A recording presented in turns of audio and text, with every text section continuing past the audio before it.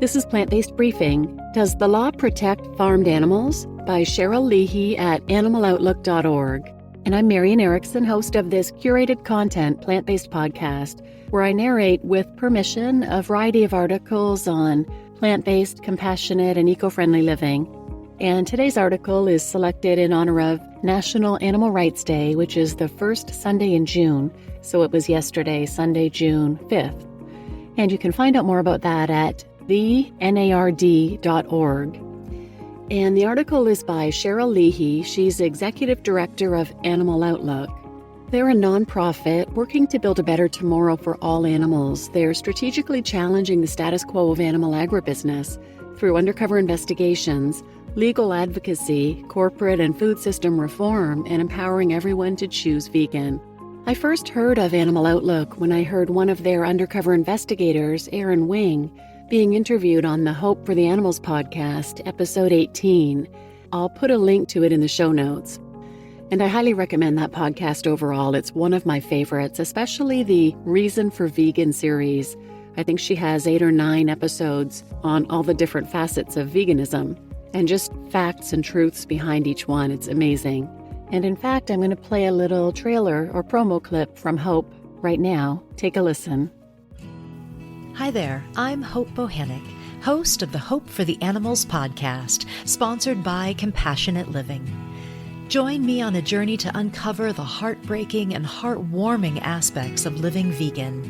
My guests cover a variety of issues, but I like to focus on ethics, chickens and sanctuaries, the environment, anti-oppression activism, and the reasons for living vegan. If this sounds good to you, come check out the Hope for the Animals podcast wherever you listen to your podcasts. So do follow or subscribe to the Hope for the Animals podcast. And now let's get to today's Plant-Based Briefing episode in honor of National Animal Rights Day. Does the law protect farmed animals? By Cheryl Leahy at animaloutlook.org. I decided to go to law school because I wanted an end to animal exploitation, and I had the idealistic belief that law plays the unique role in our society of legitimizing moral progress. Historically, the role of law in the fight for the expansion of rights for mistreated individuals and groups has been crucial. Once a moral principle is recognized by our legal system, its status is raised in terms of societal acceptance. So, does this work for animals? Particularly, does this work for the animals trapped in the most entrenched, powerful, and moneyed institutions of cruelty and deprivation, animals in the meat, milk, and egg industries? Here's why and how we use the law to fight for farmed animals at Animal Outlook. There are fewer laws protecting farmed animals than you think. Caring people who first learn about these issues almost invariably begin with the same assumption. The government inspects these factory farms and slaughterhouses and weeds out the abuse, right? In reality, almost no farmed animals are subject to government inspection, and cruelty is the standard in animal agriculture. In the U.S., at the federal level, there is no law protecting animals in agriculture from the time they are born or hatched until the time they are shipped off for slaughter. The federal laws that do apply include the 28-hour law, a transport law with meager penalties and applies only to quote-unquote livestock, defined to exclude birds. Although we have made progress with that law, it is still almost never enforced. There's also the Humane Methods of Slaughter Act, which applies to federally inspected livestock slaughter. But this leaves, for most animals and most of the life cycle, protection only through laws at the state level. State animal protection laws do include farmed animals, with some big caveats. Every state has an animal cruelty law, and that law does apply to farmed animals. In the vast majority of states, these laws are exclusively criminal, without any private right of action for enforcement. Only the relevant government agencies can enforce these laws, and they have nearly unfettered discretion to decide whether or not to pursue a case, regardless of its merits. In most states, there are exceptions for common or normal farming practices, which allows the industry to write its own rules. Our undercover investigations regularly expose widespread, systemic, and egregious animal cruelty. it is incumbent upon us to take the industry to task through the enforcement of these laws. Its business model exists only because of institutionalized animal cruelty. We are able to succeed despite the legal obstacles.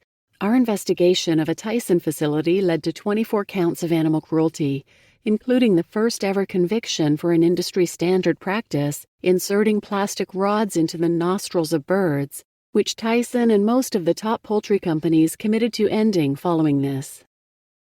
Some of the best legal routes against institutional cruelty are laws intended to protect people. While it's important to target the widespread cruelty of the industry by maximizing the use of the few animal protective laws we have and limit the coverage of the standard practice exemptions, perhaps our most exciting work are lawsuits we bring using laws never intended to protect animals. The potential options here are limitless.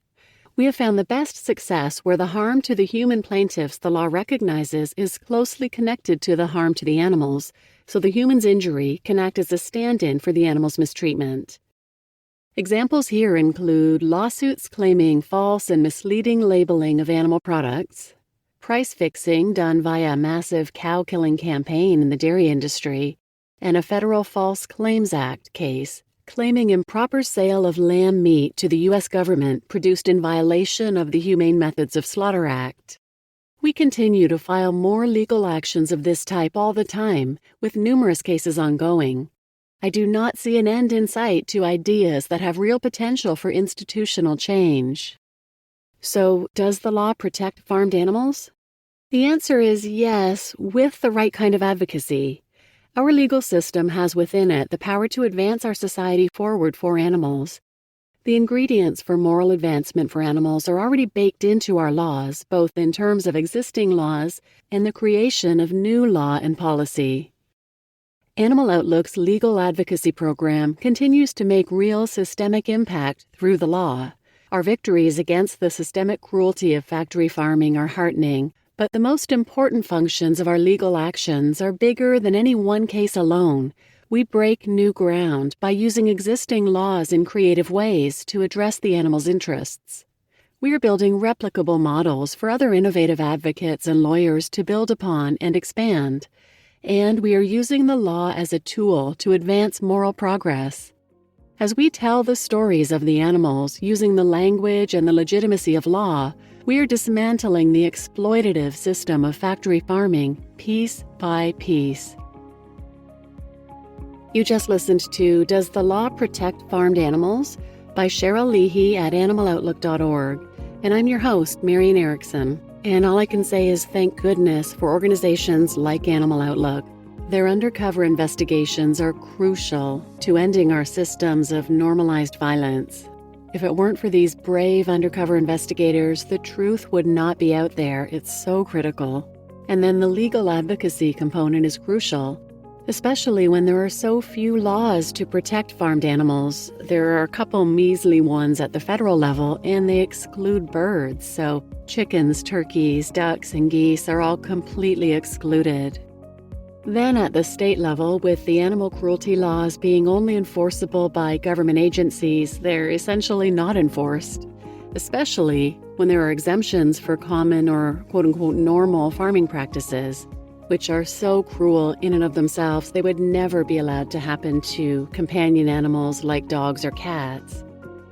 I'm so grateful to legal advocates like these for getting creative and making these laws work, despite laws that are designed to work against the rights of farmed animals. And if you'd like to support the podcast, you can do so by simply sharing it with others. Share it on your social media, and be sure to follow or subscribe wherever you listen. And thank you for listening.